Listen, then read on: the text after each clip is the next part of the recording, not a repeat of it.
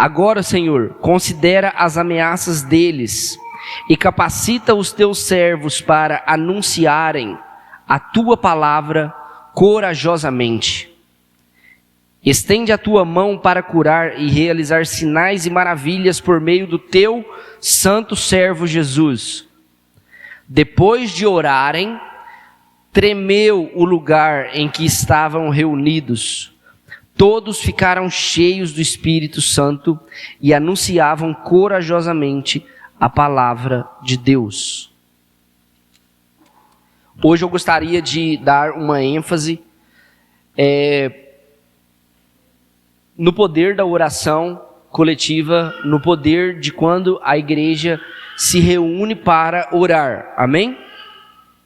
Aqui a gente pode observar que, eu só gostaria de falar o contexto do capítulo 4 para os irmãos, que é Pedro e João, eles são presos e são levados a julgamento ali pelos líderes religiosos, como fala aqui no versículo 23, os chefes dos sacerdotes, os líderes religiosos, porque eles não queriam que os apóstolos falassem sobre Jesus.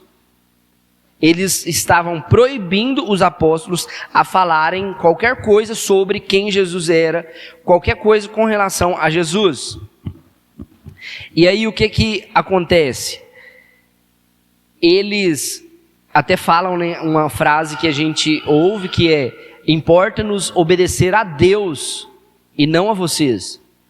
Então eles estavam empenhados em pregar o evangelho e mesmo assim eles foram ameaçados se eles continuassem a fazer isso. Ia ter consequências severas. E aí o que acontece? Quando Pedro e João, eles saem desse lugar lá do Sinédrio, a primeira coisa que eles vão fazer, eles não foram buscar estratégias de como que eles iriam escapar agora do governo. Como que eles iriam escapar das autoridades e continuar pregando o evangelho. A primeira coisa que eles fizeram foi: vamos à igreja passar essa situação para a igreja. A primeira atitude deles foram, quando eles foram soltos, olha aí o versículo 23. Quando foram soltos, Pedro e João voltaram para os seus companheiros e contaram tudo o que os chefes e sacerdotes e os líderes religiosos lhe tinham dito. A primeira atitude deles foram voltar para a igreja para se encontrar com a igreja. E a primeira atitude da igreja não foi agora que nós estamos reunidos como igreja, foi montar uma estratégia de como a igreja vai escapar dessa situação. Como que a igreja vai pregar o evangelho fugindo dessa situação? Porque esse talvez seria as nossas atitudes hoje. Se o governo está proibindo fazer isso, então o que a gente vai fazer para a gente fugir desse esquema do governo, para continuar pregando o evangelho, para continuar as nossas reuniões? Não foi isso que eles se reuniram como igreja para fazer. No versículo 24, olha aí, o que eles fazem como igreja. Quando eles contam essa notícia, estão nos perseguindo, estão nos proibindo de falar sobre Jesus, não querem que nós façamos isso, nós já deixamos uma palavra com eles, que nós vamos obedecer a Deus e às palavras de Deus, e agora o que nós vamos fazer? Aí entra o versículo 24, olha o que a Bíblia fala: ouvindo isso, levantaram juntos a voz a Deus, ou em algumas traduções vai falar, levantaram junto a voz em oração. A atitude deles como igreja foi orar, e não ficar pensando nos medos, nas situações, nas questões que poderiam ocorrer. A primeira atitude deles como igreja é observar aquilo que Deus iria falar com eles, aquilo que Deus iria mover neles. E olha que interessante, na oração deles, eles em momento algum pediram para Deus acabar com a perseguição. olha a oração deles. Em momento algum eles oraram pedindo: Deus, acaba com essa perseguição, que essa perseguição venha a acabar, que não venha acontecer isso. Destrua esses homens, todo inimigo do Senhor cai por terra. Nenhum momento a oração deles foi isso. A oração deles foi pedindo ousadia para continuar a pregar o Evangelho. Eles, em vez de pedir, acaba com a perseguição, eles oraram: Deus, aumenta a nossa coragem para pregar o teu Evangelho em meio à perseguição. E olha que interessante, quando nós estamos falando de orar a Bíblia e orar coletivamente, foi isso que eles fizeram. Porque no início da oração deles, olha aí no versículo 25, eles começam a orar. No versículo 24 mesmo, eles começam a orar. E no versículo 25, você pode observar que eles já começam a recitar aquilo que Davi, aquilo que os profetas falaram. Então por isso que eu falo com os irmãos e repito, nós precisamos orar e aprender a orar a palavra. Porque quando eles vão orar coletivamente, eles pegam e vão começar a recitar aquilo que os profetas falaram. Senhor, os profetas já tinham falado sobre isso. E eles começam a orar sobre esses fatos e pedindo ousadia com relação a essas questões, amém? E aí, olha para vocês verem, eles oram e continuam falando sobre as palavras de Deus. E olha aí no versículo 29, olha aí para vocês verem. Agora, Senhor, considera ameaças deles. É aí que eles pedem a ousadia, olha aí. Considera as ameaças deles e capacita os teus servos para anunciar a tua palavra corajosamente. Essa foi a oração deles. Não é diminui aquilo ou acaba com aquilo, mas aumenta em nós. São, como eu falei com os irmãos aquele dia, as orações positivas. São orações positivas, pedindo a Deus mais coragem, mais ousadia. O versículo 30, olha aí. Estende a tua mão para curar e realizar sinais e maravilhas por meio do teu santo servo Jesus. Então são orações positivas, são orações que eles estão pedindo mais. Eles estão querendo que Deus aumente neles essas questões. E aí entra o versículo 31 que eu gostaria de falar com os irmãos. Olha no versículo 31. Quando eles acabam de orar, olha aí, depois de orarem, o que acontece? Tremeu o lugar em que estavam reunidos. O lugar tremeu. Só que Lucas, é porque às vezes a gente pode pensar, né? É muito assim, é uma coisa milagrosa mesmo, você orar e o lugar todo tremer. Logicamente, eu imagino que seja uma coisa bem milagrosa.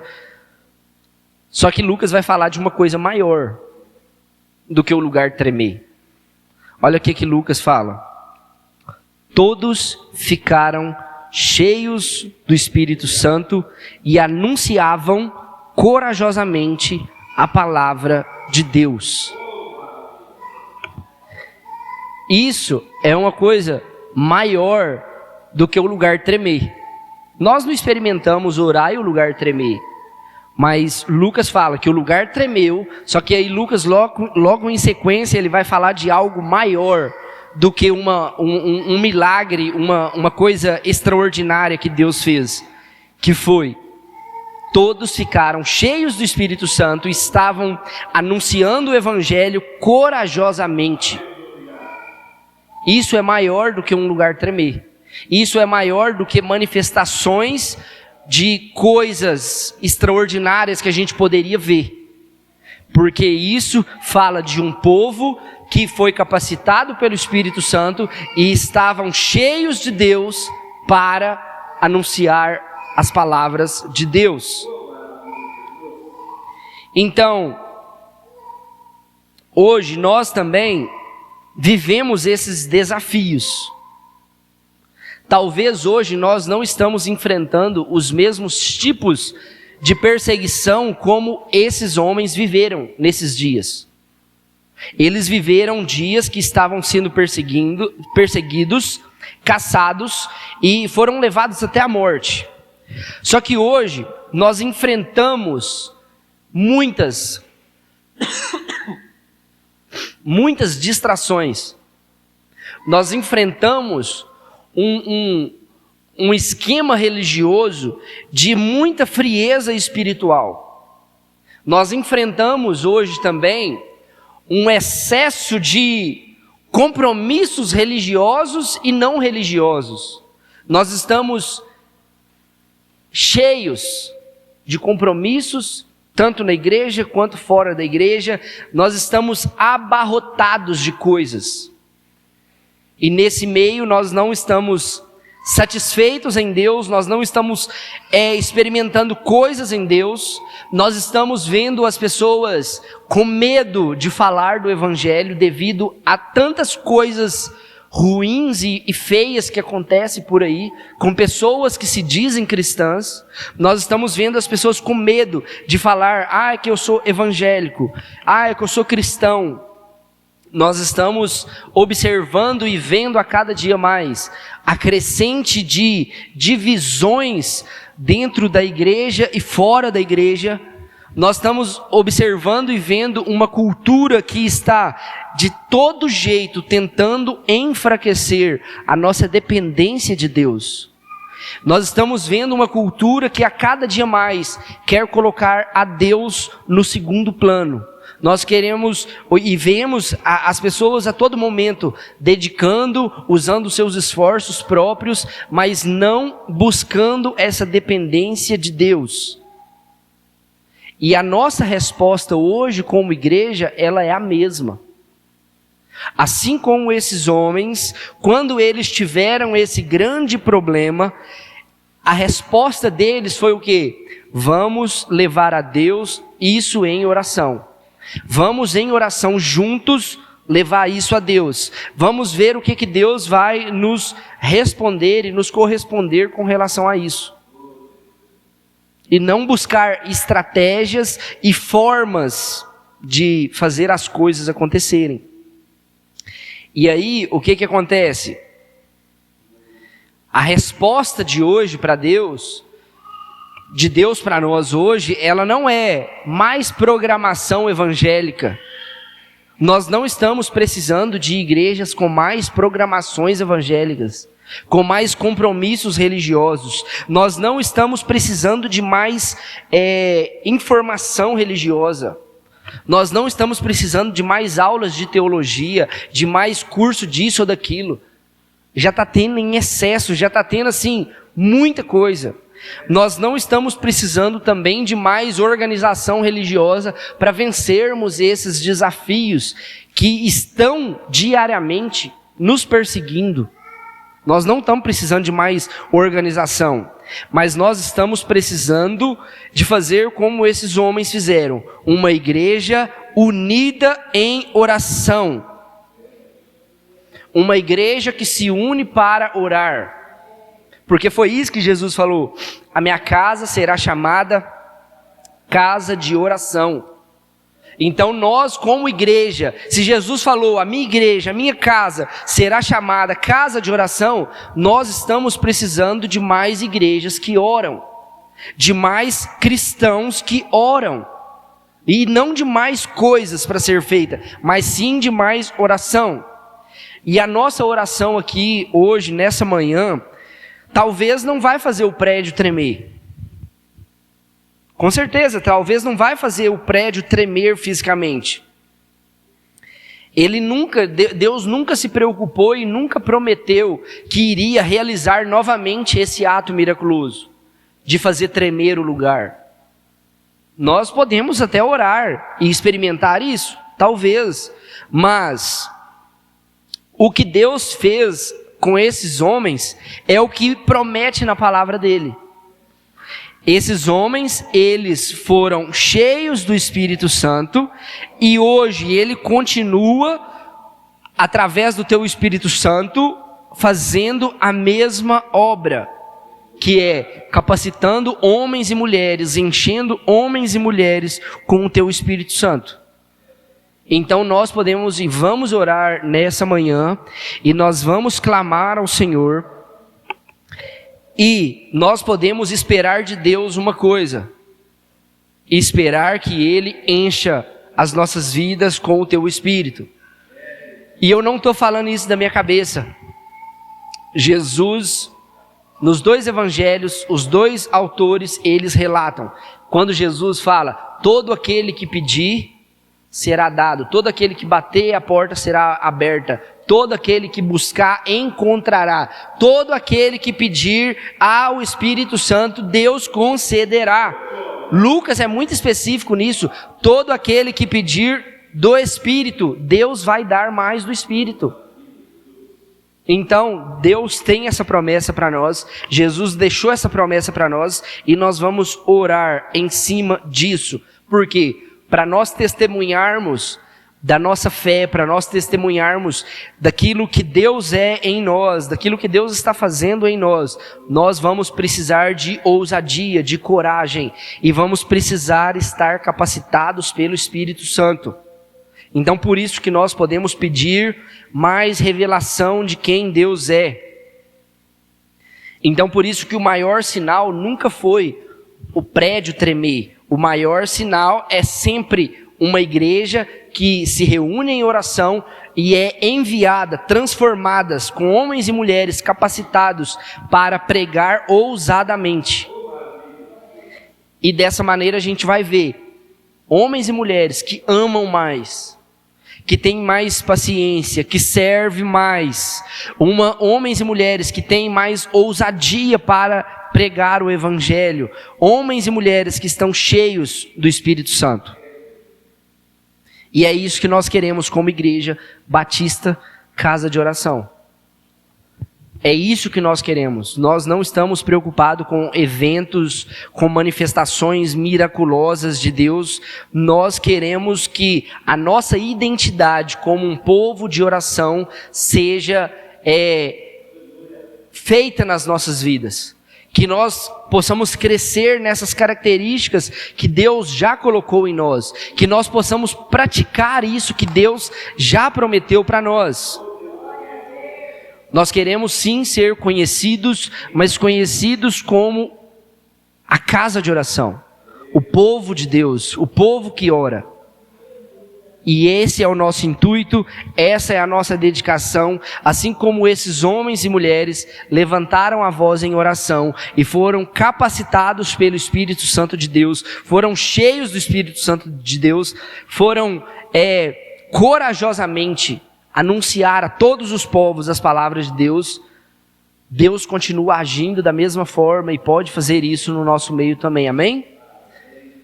Então, hoje nós falamos sobre Atos no capítulo 4. Gostaria agora só de a gente conversar algumas coisas, daqui a pouco o Marcos vai falar também, antes da gente orar. E agora eu vou tirar o microfone para a gente, porque eu tenho algumas perguntas. Eu separei algumas perguntas para nós conversarmos sobre elas aqui, amém? Eu gostaria, os irmãos que estão em cima também, pode descer aqui para a gente conversar aqui e participar, amém? Porque a todo tempo é aquilo que eu falei, a gente fica querendo mostrar uma perfeição, mostrar uma desenvoltura para o outro, para tentar ganhar o outro. E o Senhor já nos aceitou, o Senhor nos conhece. Então a gente não deve ter vergonha do nosso irmão. A gente também não pode, outro ponto que é muito, muito especial e que a gente não pode esquecer é sobre a gente eliminar da nossa vida o que o outro acha da gente, o que o outro pensa da gente. Porque você acaba gerando expectativas no outro e criando expectativas de tipo assim, como que o outro me vê. E a gente não pode agir dessa forma, porque isso nos trava. Porque a gente deixa de fazer pensando no que o outro está achando do que eu estou fazendo. Tipo, eu vou orar, eu pensei em orar sobre missões, sobre alguma coisa, e tipo assim, mas se eu orar isso, o que o outro vai pensar de mim? Se eu usar palavras simples, o que o outro vai pensar de mim? E isso nos impede durante a nossa oração coletiva, porque você se trava, aí o outro também não ora, você também não ora, e o mais importante da oração coletiva é onde todos oram. Se é coletivo, a palavra já fala, é coletivo, todos nós precisamos orar. Nós estamos orando ao Pai. Então o centro das nossas orações não é o seu irmão. Vai haver dias que o Senhor vai direcionar para uns orar pelos outros.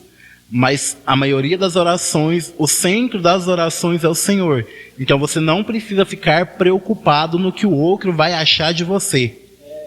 Então esse é o ponto principal e é uma grande batalha que nós enfrentamos para mudar essa chave na nossa mente. Porque o tempo todo nós voltamos lá e queremos agradar o outro e queremos impressionar o outro. Eu acho que é isso mesmo.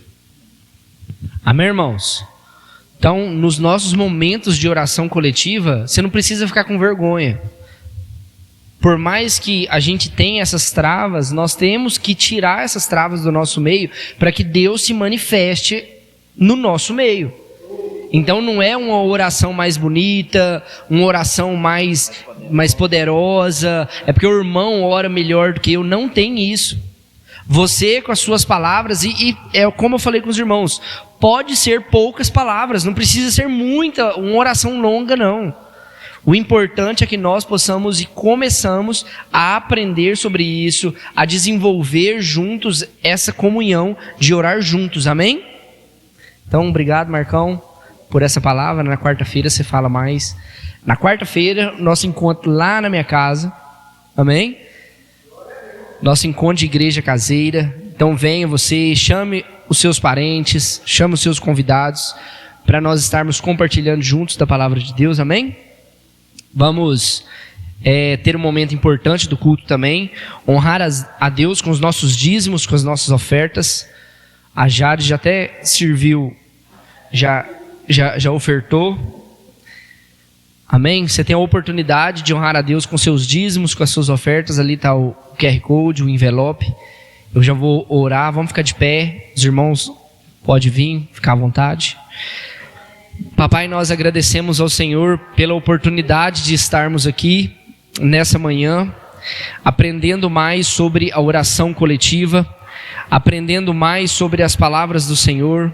Papai, que o Senhor abençoe e honre cada dizimista, cada ofertante, cada um que é responsável por essa obra. Papai, agradecemos por essas palavras, que nós possamos aprender mais sobre oração, crescer em oração, sermos a casa de oração do Senhor.